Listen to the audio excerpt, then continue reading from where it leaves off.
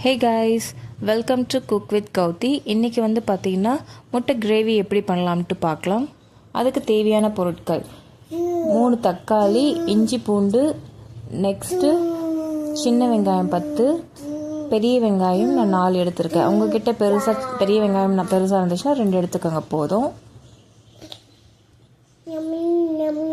இப்போ பாருங்கள், மிக்ஸி ஜாரில் வந்துட்டு நம்ம எடுத்து வச்சுருக்க சின்ன வெங்காயம் 10 சேர்த்திக்கோங்க. இஞ்சி பூண்டு சேர்த்திக்கோங்க.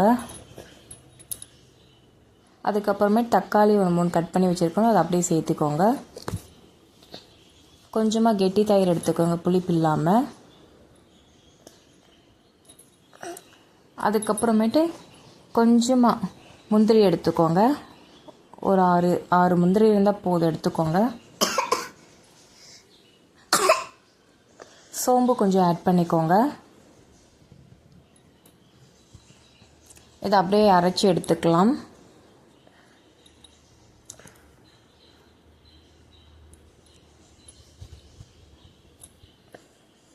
பாருங்கள், விழுது ரெடி ஆகிடுச்சு. இப்போது ஒரு குக்கர் எடுத்துக்கோங்க. இன்றைக்கி நான் குக்கரில் தான் செய்ய போகிறேன். குக்கரில் செஞ்சோம்னா ஈஸியாக வேலை முடிஞ்சிடும் அப்படின்னு சொல்லிட்டு பாப்பா வேறு அழுதுகிட்டே இருக்கிறா. ஸோ அதனால் குக்கரில் முடிச்சிடலான்னு பிளான் பண்ணியாச்சு. ஒரு குக்கர் எடுத்துக்கோங்க. தேவையான அளவு எண்ணெய் விட்டுக்கோங்க. எண்ணெய் சூடாகட்டும், வெயிட் பண்ணுங்கள். எண்ணெய் சூடானதுக்கு அப்புறமேட்டு பட்டை, லவங்கம், பிரியாணி இலை ஆட் பண்ணிக்கோங்க.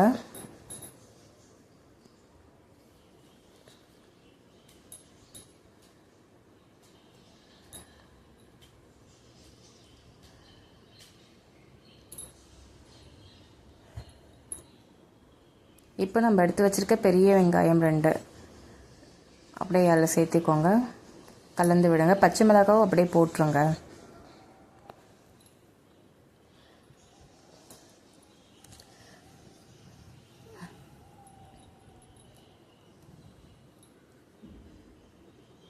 வெங்காயம் வேகிறதுக்காக கொஞ்சமாக உப்பு சேர்த்திருக்கேன்.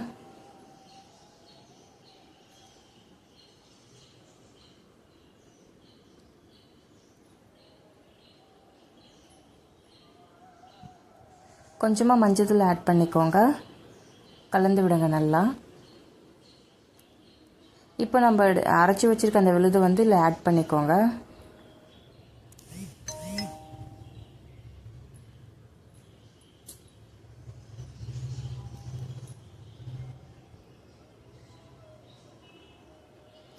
கொஞ்சோண்டு வரமிளகாய் ஆட் பண்ணிக்கோங்க, 1 டேபிள் ஸ்பூனு.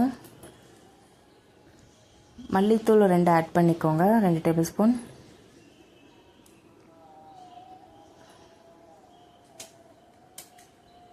அதுக்கப்புறமேட்டு காஷ்மீரி சில்லி, கரம் மசாலா ஆட் பண்ணிக்கோங்க. காஷ்மீரி சில்லி வந்து கொஞ்சமாக ஆட் பண்ணிக்கோங்க.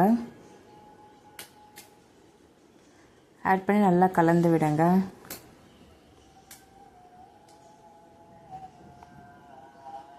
இப்போ கொஞ்சமாக உப்பு ஆட் பண்ணிக்கோங்க. ஆல்ரெடி நம்ம வெங்காயம் வேகிறதுக்காக கொஞ்சம் ஆட் பண்ணியிருந்தோம். இப்போ கொஞ்சமாக ஆட் பண்ணிக்கோங்க. தேவையான அளவு உப்பு ஆட் பண்ணிக்கோங்க. நம்ம அரைச்சி வச்சுருக்க அந்த மிக்ஸி ஜார் வந்து அப்படியே அலசி அதில் ஊற்றிடுங்க.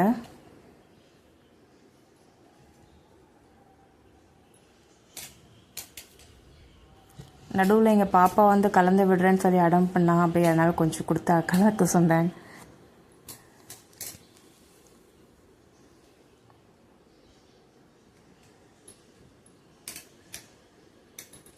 உப்பு காரம்லாம் இந்த டைமில் செக் பண்ணி பாருங்கள்.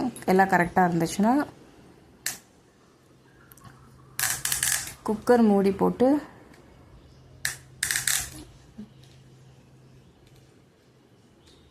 எனக்கு காரம் பத்தாதனால கொஞ்சமாக நான் காரம் ஆட் பண்ணிட்டேன். இந்த டைமில் நீங்கள் உப்பு காரம்லாம் செக் பண்ணிவிட்டு குக்கர் க்ளோஸ் பண்ணிவிடுங்க. ஒரு 4லேருந்து 5 விசில் விடுங்க.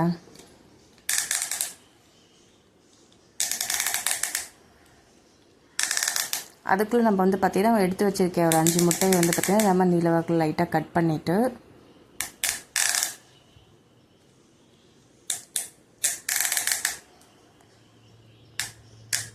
இப்போ பாருங்கள் கிரேவி எப்படி ரெடியாக இருக்குன்னு பாருங்கள். எண்ணெய் நல்லா பிரிஞ்சு வந்திருக்கு. பக்கத்துலேயே ஒரு நான்ஸ்டிக் தவா எடுத்துக்கோங்க.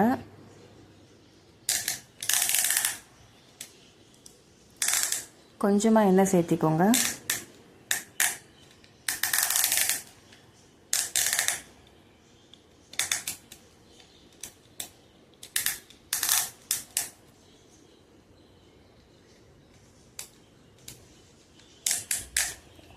எண்ணெய் சூடாகட்டும். அது கூடவே வந்து பார்த்திங்கன்னா காஷ்மீரி மிளகாய்த்தூள், நெக்ஸ்ட்டு கரம் மசாலா, உப்பு ஆட் பண்ணிக்கோங்க. சிம்மில் வச்சுக்கோங்க, இல்லாட்டி மசாலா வந்து கருகிடும். இப்போ நம்ம எடுத்து வச்சுருக்க 5 முட்டை அதில் ஆட் பண்ணிக்கோங்க.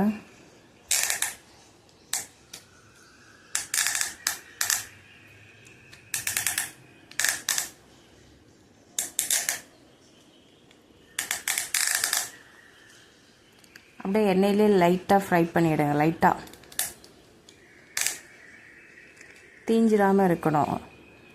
இப்போ பாருங்கள், முட்டை வந்து ஃப்ரை பண்ணியாச்சு. நம்ம ரெடி பண்ணி வச்சுருக்க கிரேவியோடு நம்ம ஆட் பண்ணிக்கணும். அவ்வளோதான் ஃப்ரெண்ட்ஸ், ஈஸி தான் முட்டை கிரேவி வைக்கிறது. பாருங்கள் டெக்ஸ்சர் எப்படி இருக்குன்னு பாருங்கள். நல்லா திக்காகவும் இருக்கும். நீங்கள் ரைஸு, தோசை, சப்பாத்தி எதுக்கு வேணால் வச்சு சாப்பிட்லாம். அவ்வளோ டேஸ்ட் அட்டகாசமாக இருக்குது. இதே மாதிரி செய்யுங்க, டைமும் ரொம்ப இழுக்காது. ஈஸியாக ஒரு 10 to 15 மினிட்ஸ்க்குள்ளே முடிச்சிடலாம். எனக்கு எத்தனை 10 மினிட்ஸ்க்குள்ளே முடிச்சிடலாம். பாப்பா டிஸ்டர்ப் பண்ணுறதுனால எனக்கு கொஞ்சம் டைம் பிடிக்குது. இதெல்லாம் முடிஞ்சதுக்கப்புறம் கொத்தமல்லி தூவி ஃபினிஷ் பண்ணிடுங்க. இவ்வளோதான் முட்டை குழம்பு. கிரேவி பாருங்கள் எப்படி டெக்ஸ்சர், கலர் நல்லா சூப்பராக இருக்குது. பார்க்கவே சாப்பிடணும் போல் இருக்கும். வீட்டில் செஞ்சு பார்த்துட்டு எப்படி வந்துச்சுன்னு சொல்லிட்டு கமெண்ட் பண்ணுங்கள் மறக்காமல். தேங்க்யூ. பாய்.